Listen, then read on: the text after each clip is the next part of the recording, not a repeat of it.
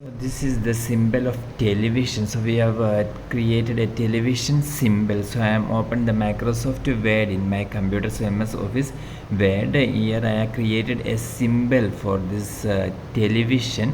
So this video we discuss how to create this television symbol in your computer using keyboard shortcut. For doing this, you must go to your computer keyboard and there you can see the number lock key. This one you must press the number lock. Now we have enabled the number lock. Now you can see an alt key on the left side of my space bar. You must press this alt key. You did not remove your finger from this alt key. At the same time, you must type here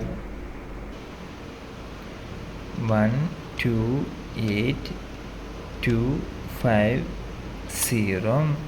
After typing that, you can release your finger from this alt key.